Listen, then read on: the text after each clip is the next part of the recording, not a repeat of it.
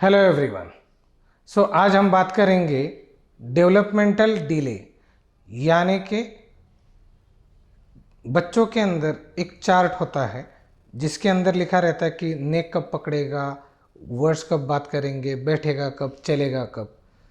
वो अगर उस हिसाब से नहीं करता है और वो स्लो हो जाता है या लेट होता है, यानी कि एज के हिसाब से बिहेवियर या एज 1 साल तो कैसा रहेगा, अगर ये इसमें कुछ डिले है तो इसको डेवलपमेंटल डिले बोलते हैं, यानी कि उम्र के हिसाब से बढ़ना या प्रॉपर डेवलप नहीं होना। अब जैसे मान लीजिए कि शुरुआत करते कि एक उदाहरण था कि 3 महीने में बच्चे ने गर्दन पकड़ ली, 6 महीने में बच्चे को सपोर्ट से बैठाना शुरू कर दिया, या सेकेंड बर्थडे के पहले बच्चे ने चलना शुरू कर दिया। अब ये हो गए कुछ एग्जाम्पल। अब ऐसा होता है कि अगर ये जो एक कॉन्सेप्ट है कि 3 महीने 6 महीने या वॉक करना वगैरह, ये एक ऑब्जर्वेशन से बनाया गया है। मतलब क्या, अब दो बच्चे हैं, एक ही उम्र के हैं, लेकिन दोनों में डेवलपमेंट में थोड़ा 19-20 का फ़र्क हो सकता है। दैट इज़ कॉमन, क्योंकि हर बच्चा अलग है तो हर बच्चे की डेवलपमेंट भी अलग होगी। लेकिन अगर उसमें एक वास्ट डिफरेंस है, अब ये 3 महीने का बच्चा है, मतलब गर्दन पकड़ रहा है, लेकिन ये गर्दन, दूसरा बच्चा 6 महीने का हो गया, वो भी गर्दन नहीं पकड़ पा रहा है। अब मान लीजिए ये 2 साल का बच्चा है, वो बात करने को शुरू हो गया, ये फिर भी मोनोटोनस भी नहीं हुआ, माँ माँ पा पा, ये भी नहीं बात कर रहा है, तो definitely it is a developmental delay. अब मान लीजिए ये होता है कि जैसे ऊपर नहीं, बच्चा ऐसे झूले में रहता है, ऊपर से ऐसे टॉयज़ घूमते रहते हैं और बच्चा उसको देख रहा है, या साइकिलिंग कर रहा है, या इमोशंस को एड्रेस कर रहा है, या फ़ैन घूम रहा है उसको देख रहा है, लेकिन वो रिस्पॉन्स नहीं कर रहा है, तो definitely that is also one of the sort of developmental delay. अब इसके अंदर कौन से टॉपिक्स आते हैं, यानी कि किन चीज़ों को देख के अपने को पता चलेगा कि डेवलपमेंटल डिले है क्या। जैसे मैंने बताया, आपको गर्दन का बताया, रेंगने का बताया, सपोर्ट से बैठाने का बताया, सिंगल वर्ड माँ माँ पापा, या यही मेरे मम्मी है, यही मेरे पापा है, यही हमारे घर के लोग हैं, दूसरे किसी ने उठा लिया तो बच्चा रोने लग गया, मतलब उसको पता चल गया कि हाँ ये घर का कोई नहीं, बाहर का कोई है। या जैसे मान लीजिए आपने उसको नाम से बताया, तो दादा बोलो तो वो दादा बोल रहा है, मामा बोलो तो मामा बोल रहा है। लेकिन अगर वो ऐसा कुछ नहीं बोल रहा है, या फिर बच्चे का जो एक बोलते इंटरेक्शन, जैसे आपने बोला कि अरे बॉल किधर है आपका, टॉयज़ किधर है, तो वो जब रिस्पांस नहीं देना, ये हो गए छोटे बच्चों की बात, यानी कि 1 से 3 साल के डेवलपमेंट के आसपास की बात हो गई। अगर इससे लेट है तो इसको हम बोलेंगे डेवलपमेंटल डिले। अब बात करते कौन से स्किल्स की। तो सबसे पहला होता है इंटेलेक्चुअल स्किल, दूसरा होता है कि उसका फिजिकल स्किल यानी कि मोटर स्किल्स, तीसरा होता है कि उसका बिहेवियरल स्किल, चौथा होता है कि उसके वजह से होने वाला इम्पैक्ट। अब इसके अंदर मोटर स्किल्स, अब मोटर स्किल्स में क्या है, छोटा बच्चा है, जैसे मान लीजिए क्रेयॉन्स पकड़ने हैं, टॉयज़ पकड़ने हैं, अच्छा चीज़ों को खेलना है, या जैसे कलर के बॉल इधर से उधर रखने हैं, उसको आपने बताया इसको मैंगो बोलते हैं, इसको ऑरेंज बोलते हैं, तो उसने ऑरेंज बताओ, मैंगो बताओ, तो दिस इज कम्स कि उसको या पकड़ के लो उठाओ, तो ये आ गया आपके मोटर स्किल्स में, ये माइनर वाले। अब मेजर वाले मोटर स्किल पे आप जाओगे तो क्या रहेगा, जैसे थ्रोइंग ऑफ बॉल, क्लाइंबिंग करना है, जंपिंग करना है, बैट को घुमाना है, फुटबॉल को किक करना है, तो इन चीज़ों को हम बोलेंगे ग्रॉस मोटर स्किल्स। अब इसमें डिले हो गया तो ये आपके मोटर स्किल्स पे आ जाएगा। अब सीधी बात है, उसको बहुत बार पेरेंट्स बोलते हैं डॉक्टर साहब इसको पेन पकड़ने को कितना भी सिखाओ ये सीखता ही नहीं है, इसको क्रेयॉन्स पकड़ने को लगाओ, हाँ अपना हाथ से भी पकड़ो तो भी नहीं पकड़ता है। ये कहीं आपका बच्चा डेवलपमेंटल डिले में तो नहीं है। ये चीज़ों को पेरेंट्स को ध्यान से ऑब्जर्व करना चाहिए। देखिए, एक निग्लिजेंस तकलीफ दे सकता है, मैं ये बात बिल्कुल मानता हूँ कि हर बच्चा एक जैसा नहीं, और किसी किसी का थोड़ा डेवलपमेंट 19-20 हो सकता है, लेकिन ये देखिए कि क्या वो बड़ा टॉपिक या बड़ा पॉइंट की तरफ इशारा तो नहीं कर रहा है। तो इसके लिए तब आपको फिजिशियन की ज़रूरत पड़ती है। अक्सर हम देखते हैं कि घर में बड़े बुजुर्ग होते, एक्सपीरियंस लोग होते, वो बोलते हैं कि it will take time to grow, no doubt about that, लेकिन how much time it is going to take and is it going to recover और नॉट, इसका भी एश्योरेंस देखना चाहिए। क्योंकि एक वक्त के बाद एक डेवलपमेंटल प्रोसेस अगर डिले हो गई तो वापस रिकवर करना उतना ही तकलीफ देह पेशेंट के लिए होता है। डॉक्टर्स के लिए आप बेफिक्र रहिए, doctors we are train for it, so हम वो कर ही देते हैं, राइट। अब ये देखते हैं कि साइंस क्या क्या होते हैं। साइंस में ये होता है कि एक तो बच्चे का बॉडी पूरा ही लूज है, मतलब आप ऐसे पकड़ोगे तो ऐसा लगता है कि पूरा लूज है, ट्रंक लूज है, बॉडी लूज है, लेग्स लूज है, या हो सकता है कि ऐसा पूरा बॉडी स्टिफ हो गया हो। ये एक पॉइंट। दूसरा, उसके मोमेंट्स इनवॉलंटरी और वॉलंटरी, मतलब कोई चीज़ उठाना हो चाहे कुछ भी हो उसमें कंट्रोल नहीं है, मतलब इधर हाथ किया तो इधर जा रहा है, उधर पैर किया तो उधर जा रहा है, मतलब उसको खड़ा किया तो पैर ऐसे ढीले छोड़ के ऐसे लूज हो रहा है, इस अब ऐसे पकड़ लिया तो ऐसे एकदम ऐसे लटक गया रहा है, मतलब उसके बॉडी के मोमेंट जो परफेक्ट चाहिए वो नहीं है। अच्छा, अब इसको आप कैसे देखोगे? अब कुछ पेरेंट्स हमें बताते हैं, डॉक्टर साहब हम उसको साइकिल पे तो बैठा देते, वो कैसे तो बैठ जाता है, लेकिन उसके पैर ऐसे अगर हम साइकिल के पेंडल मारने के लगाए तो वो ताकत नहीं लगा पाता है। So this is also one sort of the sign कि उसमें वो डेवलपमेंटल यानी कि मोटर स्किल या ग्रॉस मोटर स्किल इसमें इश्यूज है। सो सेम वे इसी तरीके से ये हो गया आपका फिजिकल लेवल पे। अब बात करते हैं speech and language developmental delay के बारे में। Speech and language developmental delay में देखिए मोस्ट ऑफ द जो बच्चे हैं उनके अंदर 3 साल तक के ब्रेन मैच्योर हो जाता है और बच्चा क्लियर लैंग्वेज बोलना शुरू कर देता है। ये नॉर्मल बात कर रहा हूँ। अब जैसे मान लीजिए 6 महीने का बच्चा हो गया तो बच्चे को जैसे भूख लगी है तो वो रोना शुरू कर देगा, तो that is one way to express कि मुझे भूख लगी है। तब तक उसको फ्यू वर्ड्स उसको सुनने समझने आना शुरू होता है। कुछ बच्चे होते हैं वो 12-14 महीने के होने के बाद उनको थोड़े थोड़े वर्ड्स आने शुरू हो जाते, मल्टीपल वर्ड्स। हो सकता है कि उनका टोन वॉइस क्लियर नहीं होगा लेकिन वो वर्ड्स आते हैं, और जब वैसे करते करते वो 3 साल तक के फुल सेंटेंस क्लियर लैंग्वेज में बोलना शुरू कर देते हैं। अब ये अगर ऐसा नहीं होता है तो वो डेवलपमेंटल डिले के अंडर आता है। ये एक पॉइंट हुआ। अब इसको बोलते हैं लैंग्वेज। अब ये जो चर्चा थी इसमें लैंग्वेज डेवलपमेंट के बारे में हमने देखा। अब बात करते हैं स्पीच डेवलपमेंट की। अब स्पीच यानी कि स्पीकिंग। अब स्पीकिंग कैसे आएगा? स्पीकिंग आएगा आपके वोकल कॉर्ड से, क्योंकि वहाँ से आवाज़ निकलेगा। टंग आएगा क्योंकि वहाँ से आपका स्लर स्पीच नहीं आना चाहिए, क्लियरिटी होनी चाहिए।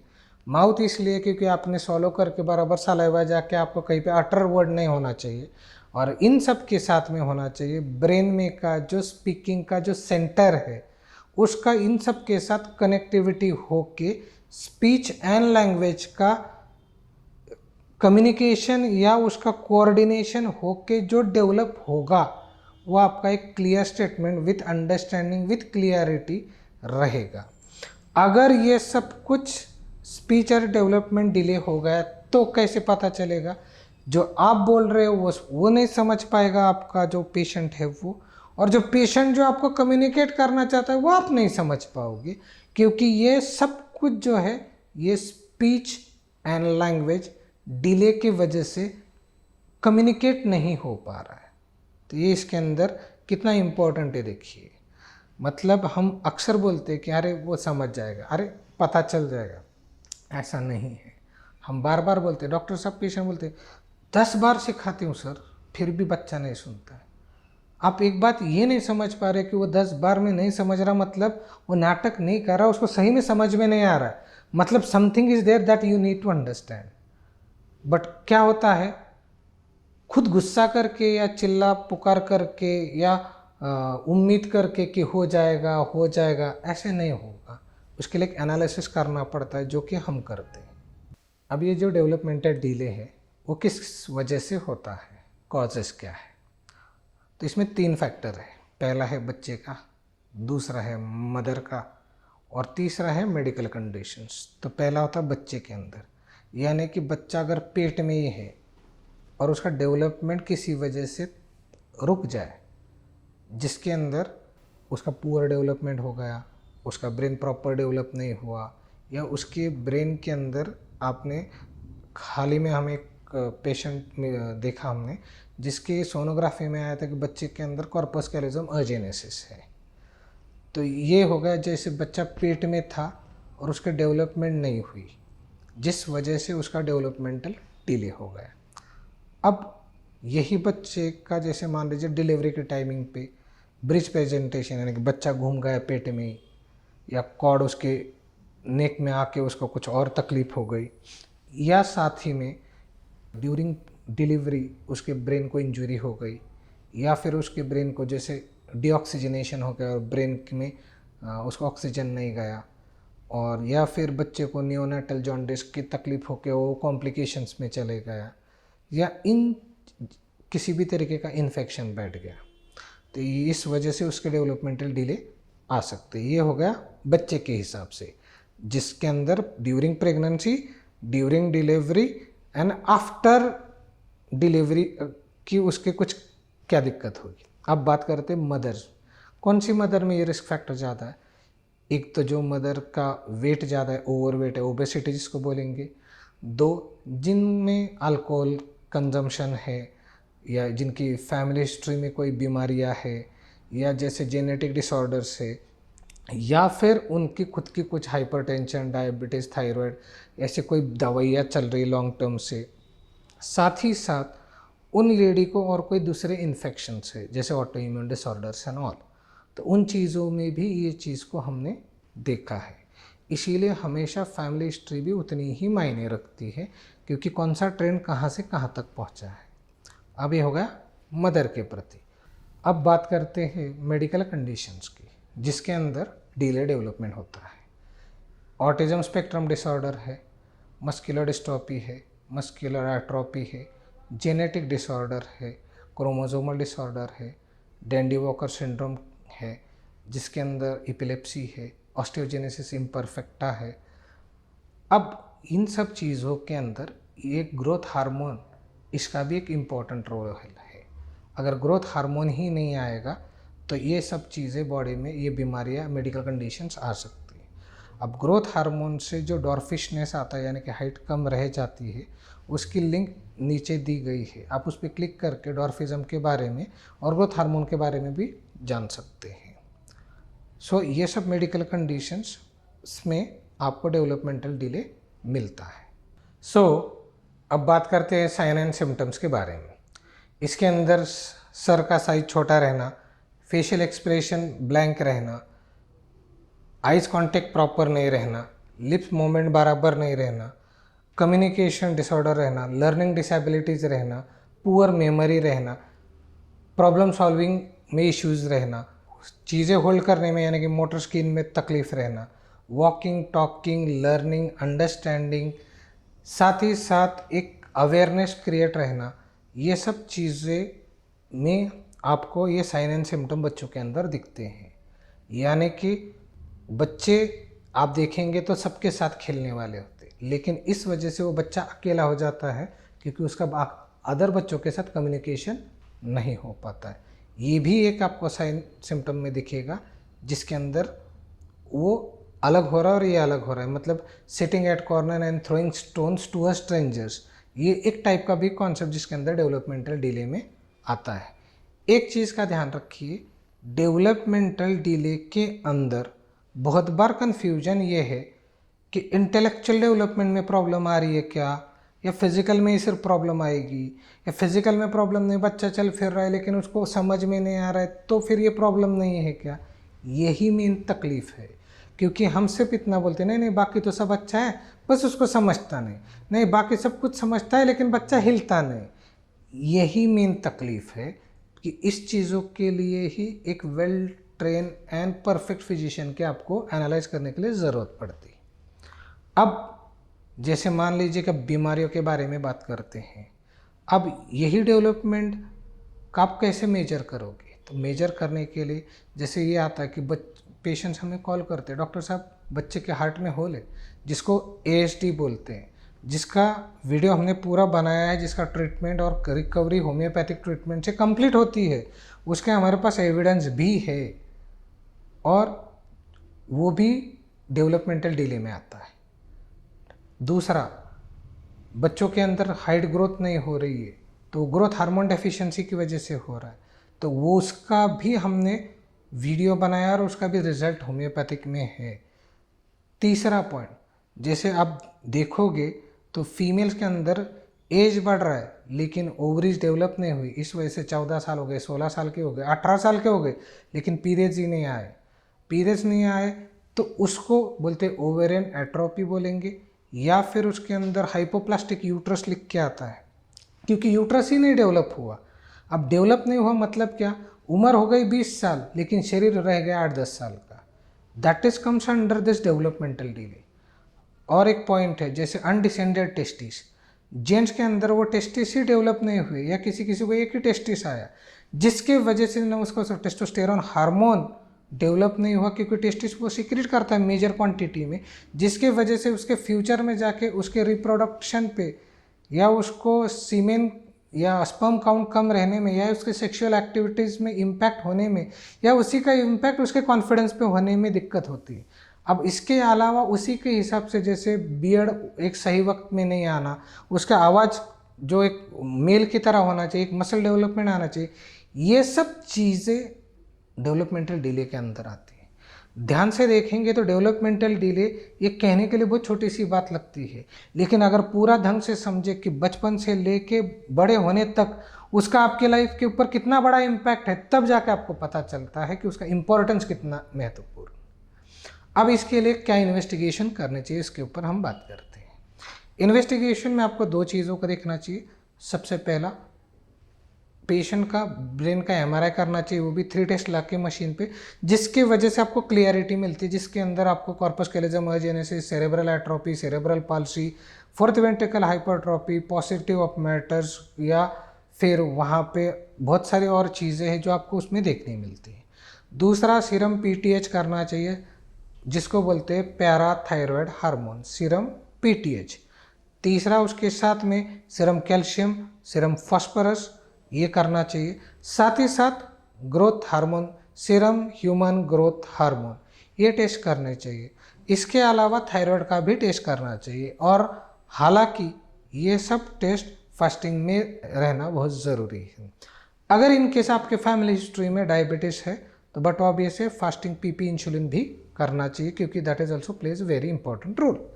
अच्छा, इसके साथ में और एक बात बताते बताते रहेगी, जैसे हम अभी केसेस डील कर रहे हैं तो वो hearing loss, sensory hearing loss, यानी कि बच्चे ऐसे हैं जिनको सुनाई नहीं देता इसलिए समझ में नहीं आता, और समझ में नहीं आता इसलिए बात नहीं करते, तो sensory hearing loss is also delayed development का एक फैक्टर है। हालांकि हमने अभी 2-4 केसेस हैंडल जो अभी फ़िलहाल है उनमें हमने ये ऑब्जर्व किया है। अब बात करते हैं इन सब चीज़ों को, डॉक्टर साहब पता तो चली गया कि क्या बीमारी है, किसको होती है, कौन से सिचुएशन में होती है, क्या टेस्ट करते हैं, अब इसका सोल्यूशन क्या। देखिए, डिलेड डेवलपमेंट ये अगर सही से जो अभी हमने आपको एक्सप्लेन किया उसको अगर डील करना है तो homeopathic treatment is the best treatment. First thing, because homeopathy science ये सबसे पहला ह्यूमन ब्रेन पे, उसके इमोशंस, उसके बिहेवियर, उसके बॉडी लैंग्वेज और माइंड पे डेवलप हुआ है, तो मतलब सबसे best and without side effect is a homeopathy. ये पहली बात हो गई। दूसरी बात, आप पूछोगे कि आपको इन चीज़ों का एक्सपीरियंस कितना है। हमारे साथ मोर देन 200-300 पेशेंट्स जो अभी प्रेजेंटली ट्रीटमेंट के अंडर है, और दे आर मतलब उनको अच्छा बेनिफिट मिला है और उनके अंदर अच्छी डेवलपमेंट आई है। तो उससे हम इतना आपको ये बता रहे हैं कि देखिए, एक बात बताता हूँ, अगर हम अंडरस्टैंड करते हैं तब जाके हम एक्सप्लेन करते हैं, और जब हम रिस्पॉन्स मिलता है और हम उतना काम करते हैं और जब पेशेंट उस तरीके से केयर करते तब जाके हम आपके सामने इस बात को रखते हैं। तो ये ऐसा नहीं है कि it's a 1 way process, it's a 2 way process. ऐसा नहीं होना चाहिए कि फैमिली मेम्बर्स ही निगलेक्टेड है, क्योंकि बहुत बार ऐसा होता है नहीं कि वो एक है हमारा ऐसा लेकिन बाकी के 2 अच्छे हैं। अगर ये वाली सोच पेरेंट्स की निगलिजिबल है तो इसमें याद रखिए फिर आपने उम्मीद करना का कोई मतलब नहीं, क्योंकि रिस्पॉन्सिबिलिटी एज ए पेरेंट आपकी भी है, क्योंकि वो डेवलपमेंट आपने भी उम्मीद में रखना चाहिए, जिसके लिए आपने एक प्रॉपर ट्रीटमेंट हमसे आके कम्युनिकेशन करके एक प्रॉपर फॉलोअप के साथ चलना चाहिए। अच्छा, आप पूछेंगे कि आप लगभग कितने दिनों तक के प्रोग्रेस देखने को मिलेगा। हाँ, 6 से 8 महीने में आपको जैसे ट्रीटमेंट शुरू करते हो वैसे तो 4 महीने में आपको चीज़ों में सुधार दिखना शुरू हो जाता है।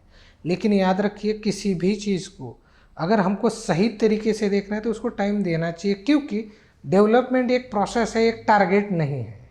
और प्रोसेस को में से जाएंगे तो टारगेट पे पहुंचते। सो डेवलपमेंटल डिले की कोई भी कंडीशन हो, मेडिकल हो, मेंटल हो, फिजिकल हो, कोई भी हो, उसके लिए please visit doctor Shailesh Sanchit advance homeopathic clinic. For more info please contact us.